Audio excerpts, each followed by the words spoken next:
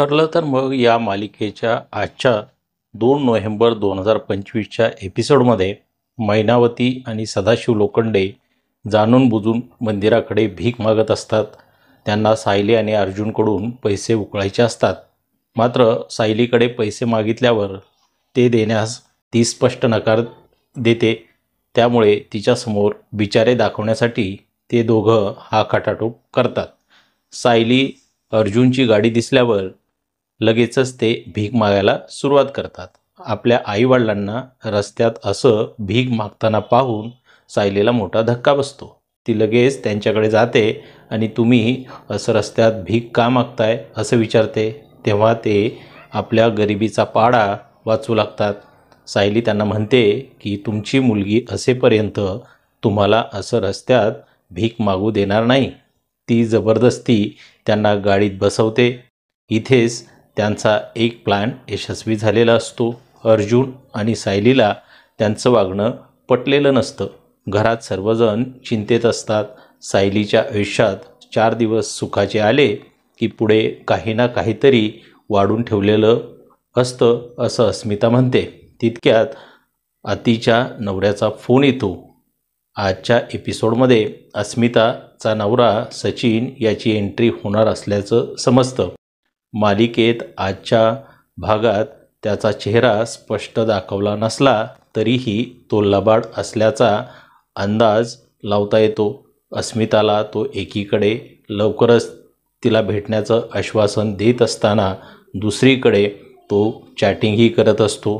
त्यावेळी साक्षी शिकरे सुद्धा चॅटिंग करताना दाखवली आहे. म्हणजेच पुढे सुभेदारांना धडा शिकवण्यासाठी साक्षी अस्मिताच्या नवऱ्याचा वापर करू शकते असा ट्रॅक आणला जाऊ शकतो.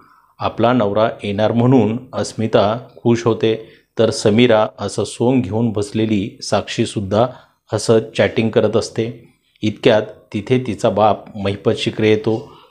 ती असं गालातल्या गालात हसते ते पाहून त्याला शंका येते. तो म्हणतो की तू आता जगासाठी साक्षी शिकरे म्हणून मेली आहेस हे लक्षात ठेव.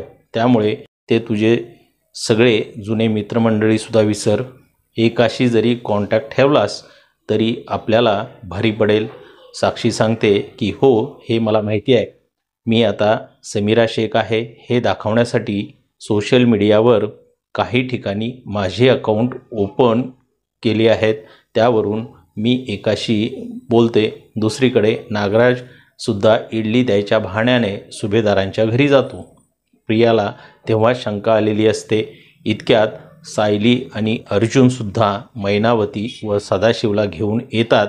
घरचे सगळे काळजीने त्यांची विचारपूस करतात. तेव्हा ते सराईतपणे खोटं बोलू लागतात की आम्ही देवळात गेलेलो, देवळात पडलो वगैरे वगैरे असं त्यांचं सराईतपणे खोटं बोलणं सायलीला खटकतं.